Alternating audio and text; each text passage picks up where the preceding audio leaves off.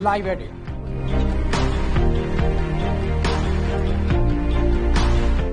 Experience the best multimedia facilities in the city of Saint Multan. Book your time slot now.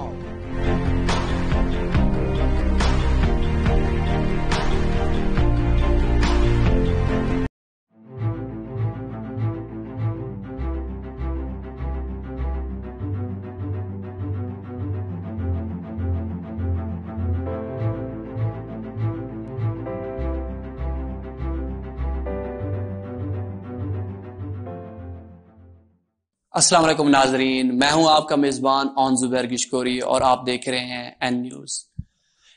Pakistan Tehreek Insaf کے chairman Imran Khan نے 20 مئی کے بعد اسلام آباد long march کے لیے کال دے دی ہے اور اپنے کارکنان کو کیاریاں مکمل کرنے کا حکم دے دیا ہے۔ ان کا کہنا ہے کہ لانگ مارچ اس حکومت کو امپورٹڈ حکومت کا خطاب دے رہے ہیں۔ کہتے ہیں جب تک اس حکومت کا خاتمہ نہیں ہوگا اور نئے الیکشن نہیں ہوں گے تب تک لانگ مارچ اور جلسے جلوس جاری رہیں گے۔ تو اس حوالے سے ہمارے ساتھ موجود ہیں سردار مشتاق خان موسیٰ خیل، آپ مرکزی کوارڈینیٹر ہیں اسلام آباد لانگ مارچ کے لیے، اور آپ بلوچستان اسمبلی کے قائم مقام اسپیکر سردار بابر خان موسیٰ خیل کے میڈیا ایڈوائزر بھی ہیں۔ تو اس ساری صورتحال کے حوالے سے ان سے جاننے کی کوشش کرتے ہیں۔ جی سر، بتائیے گا کہ اسلام آباد لانگ مارچ کے لیے جناب عمران خان نے کال دے دی ہے، چونکہ آپ مرکزی کوارڈینیٹر ہیں لانگ مارچ کے لیے، تو اس حوالے سے آپ کی تیاریاں کیسی ہیں؟ بسم اللہ الرحمن الرحیم۔ سب سے پہلے تو میں آپ کا چینل کا مشکور ہوں اور میں آپ کا شکریہ ادا کرتا ہوں، آپ نے مجھے ٹائم دیا ہے۔ تو میں یہ بتانا چاہتا ہوں کہ لانگ مارچ کی تیاری کے حوالے سے میری کافی ساری کوشش جاری ہے۔ میری تمام پارٹی کے ساتھ، میری تمام پی ٹی آئی کے ورکر کے ساتھ، میری مرکزی صوبائی قیادت کے ساتھ میرے رابطے ہیں، اور انشاءاللہ یہ میں آپ کو بتا رہا ہوں کہ پورے پاکستان میں سے قافلے جب اسلام آباد کی طرف رخ کریں گے تو ابھی میں یہ آپ کو بتا رہا ہوں کہ ابھی ان کے ٹانگے کانپ رہے ہیں۔ ابھی یہ چور ٹبا یہ اکٹھا ہو کے یہ تو لندن روانہ ہو گئے۔ لندن جو روانہ ہو گئے، لندن میں اہم فیصلے متوقع ہیں، یہ میں آپ کو بتا رہا ہوں۔ اہم فیصلے متوقع کس چیز کی؟ اہم فیصلے متوقع کہتے ہیں عمران خان کو سائڈ پہ کیا جائے گا اور عمران خان کو الیکشن سے محروم کیا جائے گا۔ میں سمجھتا ہوں کہ اگر عمران خان کو اوپر ایسی حرکت کرتے ہیں تو پھر انشاءاللہ پوری عوام عمران خان کے ساتھ کھڑی ہے، اور پوری عوام عمران خان کے ساتھ اسی وقت تک کھڑی ہوگی جب تک یہ الیکشن کا اعلان نہیں کریں گے۔ ہمیں اور کچھ نہیں چاہیے پاکستان، ہمیں شاپ آف الیکشن چاہیے، باقی کوئی حال نہیں ہے ہمارا۔ یہ بتائیے گا، چونکہ اب ان کی عمران خان کی حکومت چلی گئی ہے، تو عمران خان صاحب اپنی حکومت کے جانے کی وجہ امریکی سازش قرار دے رہے ہیں، جبکہ متحدہ اپوزیشن جو اب حکومت میں ہے وہ کہہ رہی ہے کہ عدم اعتماد لانا ہمارا آئینی اور جمہوری حق تھا۔ تو اس حوالے سے آپ کیا کہتے ہیں، یہ امریکی سازش تھی یا عدم اعتماد کے ذریعے انہوں نے اپنا آئینی حق استعمال کرتے ہوئے عمران خان کو چلتا کیا؟ میں آپ کو بتاؤں، امریکی سازش تھی اور عمران خان کو انہوں نے سیٹ سے، کرسی سے اتارا۔ یہ وہاں پر گئے تھے امریکہ میں، نواز شریف تھا، شہباز شریف تھا، شاہد خاقان عباسی تھا، مریم اورنگزیب تھا، مریم نواز تھی، آصف علی زرداری تھا، بلاول بھٹو تھا، مولانا فضل الرحمان تھا، جس کو میں فضلو بولتا ہوں، جس کا نام انہوں نے ڈیزل رکھا ہوا ہے، تو وہ بھی تھا۔ تو عمران خان کے اوپر انہوں نے تحریک عدم اعتماد سے پہلے یہ لیٹر ان کے سازش بنی ہوئی تھی کہ عمران خان کو ہم لوگ وزیر اعظم سے فارغ کرتے ہیں۔ تو جب تحریک عدم اعتماد آئی جو وہاں پر ڈپٹی اسپیکر صاحب تھے، قاسم سوری صاحب تھے، انہوں نے ایک رولنگ دی، تو عمران خان نے صدر پاکستان کو ایڈوائز بھیج دی کہ قومی اسمبلی ڈیوائز کیا جائے، تو انہوں نے قومی اسمبلی کو توڑ دیا ہے۔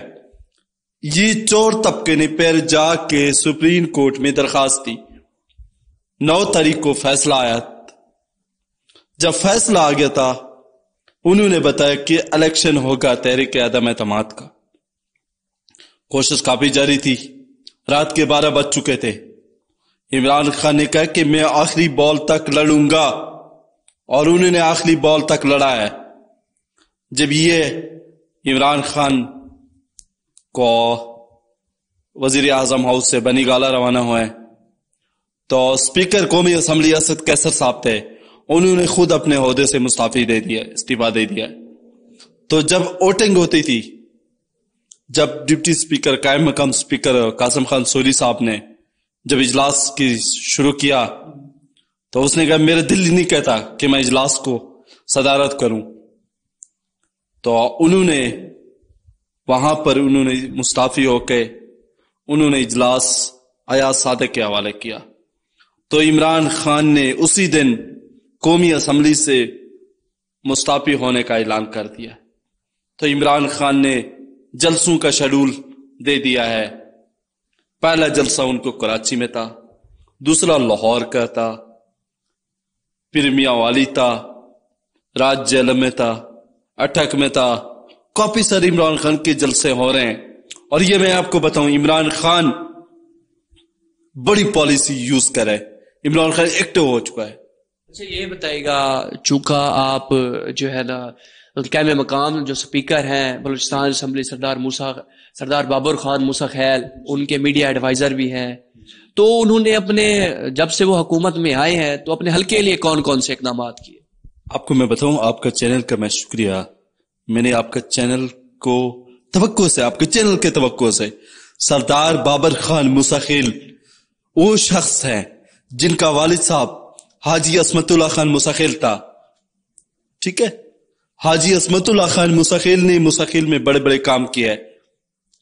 پرویز مشرف کے دور میں رہا تھا، کاپ لیگ کے دور میں رہا تھا.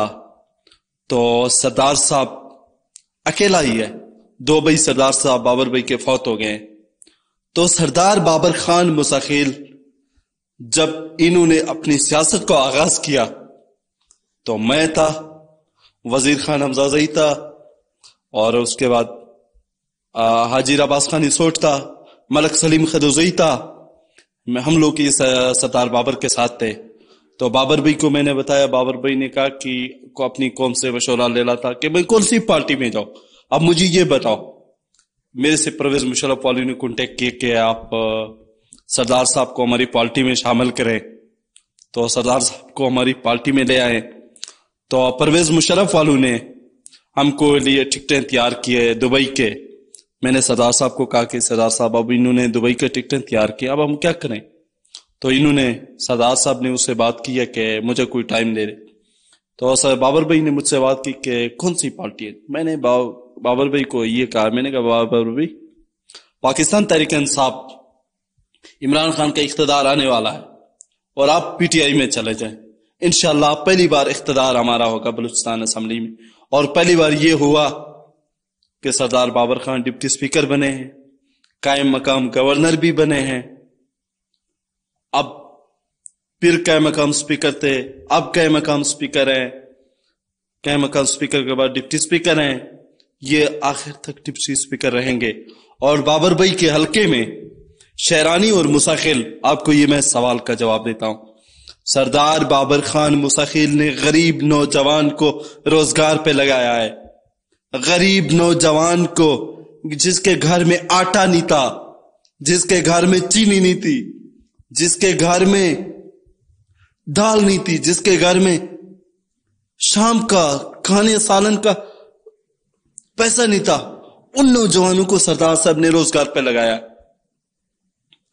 80 بندہ سردار صاحب نے ایجوکیشن پہ لگایا ہے. یہ جو تو اس کے بعد لیویز فورس ہی تھی، 60 بندے کے قریب لیویز فورس میں لگائی ہے. ابھی ایجوکیشن کے آنے والے ہیں، ابھی اس پہ انشاءاللہ لگا رہے ہیں سردار صاحب. تو پسماندہ ڈسٹرکٹ موسیٰ خیل اور شیرانی تھے. سردار صاحب نے وہاں پر واٹر سپلائیاں دی ہیں، وہاں پر صاف پانی دیا عوام کو، وہاں پر روڈ دیے، وہاں پر گلیاں کے ٹاپ ٹویل بنائے ہیں. موسیٰ خیل کو دیکھیں، شیرانی کو دیکھیں، وہاں کے نوجوانوں کو کرکٹ گراؤنڈ بنائے ہیں. काफी सारे सरदार साहब ने तब्दीली की है।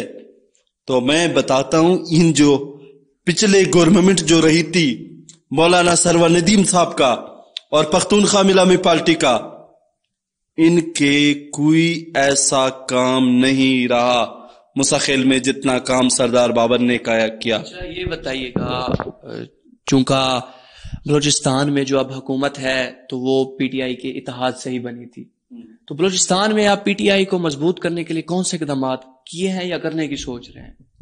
इंशाल्लाह हमने बड़े इक़दाम किए हैं और इंशाल्लाह पूरी तैयार है। अब जमीयत उलमा इस्लाम पाकिस्तान मौलाना महमूद खान साहब, अब इमरान खान के साथ उन्होंने भी हिमायत का ऐलान कर लिया है। तो मैं महमूद खान साहब का शुक्रिया अदा करता हूं कि उन्होंने इमरान खान के साथ अपना शाना बशाना खड़े होने का ऐलान किया है। तो इंशाल्लाह आपको मैं बताऊं, पाकिस्तान तहरीक इंसाफ मुस्तकिल पूरे बलूचिस्तान से इंशाल्लाह पाकिस्तान तहरीक इंसाफ ही निकलेगा। अच्छा ये बताइएगा कि बलूचिस्तान में तो आपने बात हमने कर ली, आप एक बहुत ही बानी कारकुन आपको कह लें पाकिस्तान तहरीक इंसाफ का, तो उस हवाले से बतौर कारकुन आप पीटीआई के चेयरमैन इमरान खान साहब से क्या कहना चाहेंगे? मैं आपको एक सवाल का जवाब देता हूं, आपको एक आपका चैनल के तवक्को से। हमारी पीटीआई के यहां पर मैं उतने अरसे से पीटीआई में था जब तक ये जमात उसी वक्त छोटी थी। मुझे समझना होती कि इमरान खान की गवर्नमेंट आएगी, लेकिन मुझे इमरान खान के ऊपर फख्र है, मुझे इमरान खान की ईमानदारी पर फख्र है। और इमरान खान साहब मेरा कायद है, मेरा लीडर है। इमरान खान ने इस्लाम का जंग लड़ा है, इमरान खान ने मुसलमान का जंग लड़ा है। इमरान खान ने कहा कि मैं किसी का गुलाम नहीं बनूंगा और न किसी का गुलाम बनूंगा, न किसी को झुकने दूंगा। इमरान खान ने यही बातें की है। तो इमरान खान साहब, तो मैं इमरान खान साहब से रिक्वेस्ट करता हूं, ये दरख्वास्त करता हूं कि खान साहब मैं आपका पुराना एक वर्कर हूं, मैं आपका एक पुराना कारकुन हूं, कि इमरान खान साहब आप मुझे खुदा के लिए मुझे बनी गाला बुलाएं, मुझे कोई टाइम दे ताकि मेरी आपसे मुलाकात हो जाए। जब आप पीएम बने हैं मेरी आपसे कोई मुलाकात नहीं हुई, तो आपसे मेरी आपसे एक मुलाकात हो जाए पॉलिटिक्स के हवाले से भी, और आपसे मेरी मोहब्बत है, मैं आपका चेहरे को देखने के तैयार हूं। जी नाजरीन, ये थे सरदार मुश्ताक खान मुसाखैल। मीडिया से गुफ्तगू करते हुए, एड न्यूज़ से गुफ्तगू करते हुए इनका कहना था कि पाकिस्तान तहरीक इंसाफ का जो इस्लामाबाद का लॉन्ग मार्च है वो इस इम्पोर्टेड हुकूमत के खात्मे और नए इलेक्शन तक हम वहाँ पे धरना देंगे। सरदार बाबर खान मूसा खैल के हवाले से इनका कहना था कि उनसे पहले मूसा खैल और शरानी पसमानदा इस्लाम में शामिल थे। जब से उनकी हुकूमत आई है तो इन अजला ने तरक्की की है, उन्होंने खातिर खां वहाँ पे काम किए हैं। इमरान खान से मुखातिब होते हुए इन्होंने रिक्वेस्ट की है कि इमरान खान साहब, चूंकि ये बहुत ही पुराने कारकुन हैं इमरान खान साहब के, वो इनको बनी गाला बुलाएं, ये इमरान खान से मिलना चाहते हैं। इसी के साथ इजाज़त दीजिए अपने मेज़बान ऑन ज़ुबैर गिशकोरी को। देखते रहिए एन न्यूज़।